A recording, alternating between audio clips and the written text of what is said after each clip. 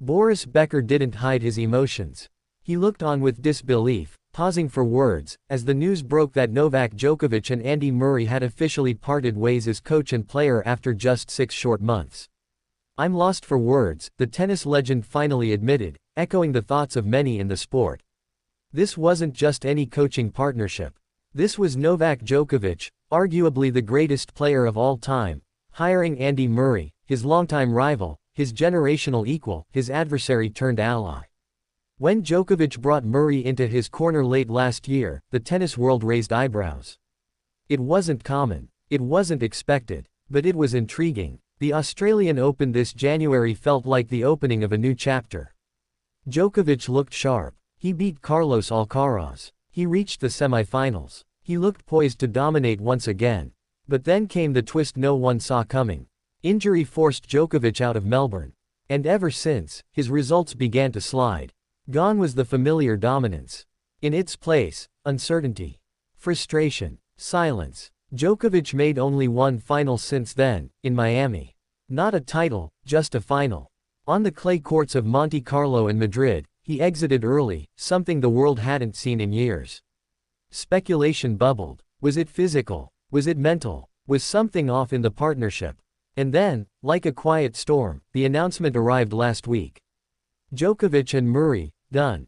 Just like that. No drama. No interviews. Just a statement, "We've gone our separate ways." Djokovic added days later that he couldn't get more out of the partnership. A brutally honest admission. But it wasn't just Novak's tone that startled people, it was the timing. 1 week before Roland Garros. That's what struck Boris Becker the most. A little bit surprised, he said to The Independent, understatement dripping from his words. Because Becker knows what it takes to coach Djokovic. He did it from 2013 to 2016. He guided him through Grand Slam glories, watched him rise from excellence to immortality. And if anyone thought this Murray experiment would last until Wimbledon, it was Becker. He believed in it. He believed that the chemistry, the shared battles, the mutual understanding of pain and triumph, would give Djokovic something new. Something powerful. Instead, it ended before it even truly began. The tennis world now wonders what went wrong. Did Murray struggle to find his voice as a coach? Did Djokovic, so accustomed to singular dominance, find it difficult to be guided by someone he once saw as a rival? Did the pressure of expectations fracture a bond that hadn't yet solidified? Or was it something simpler? A misalignment of visions. Djokovic has always been uncompromising in his pursuit of excellence. He's clinical. He seeks efficiency. If something doesn't serve him, he moves on. It's part of what made him great. But it also makes him unpredictable. And now, with the French Open on the doorstep, Djokovic walks into Paris without a full-time coach.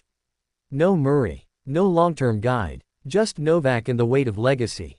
There are whispers already. Is this the end of the Djokovic era? Is he preparing to bow out, one tournament at a time? Or is this another calculated move, a step back to take 2 forward? Becker isn't the only one watching closely. The tennis community has been shaken, not because Djokovic and Murray failed, but because they never truly had the chance to succeed. Their partnership held potential, the kind of potential that fans dream about. 2 former no-ones, uniting not as foes but as collaborators. It could have been beautiful. It could have been legendary. But instead, it became a footnote. An experiment in synergy that fizzled before it could ignite. What's next for Djokovic remains uncertain. Wimbledon looms. So does the Olympic Games in Paris. Will he go it alone? Will a new coach enter the frame? Will he find magic in solitude like he once did? For now, Djokovic remains quiet, focused, resolute, but undeniably altered. Murray, too, walks away from this chapter changed. He's tasted coaching. Perhaps it stirred something in him. Perhaps not. But this moment, this breakup, marks a strange turning point in both their stories. It's rare that 2 men who built their legacies on competition attempt to build a legacy together. Even rarer that it ends not in glory, but in silence. Becker's disbelief resonates because we all expected more.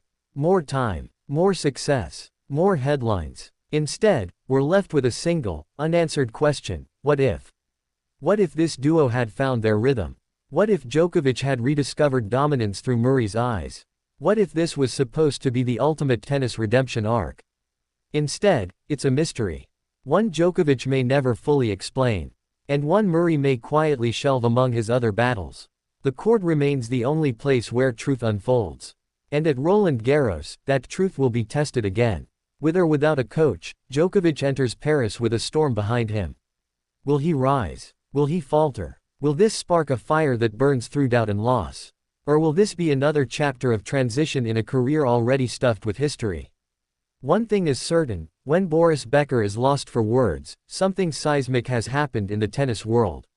And the aftershocks are only just beginning.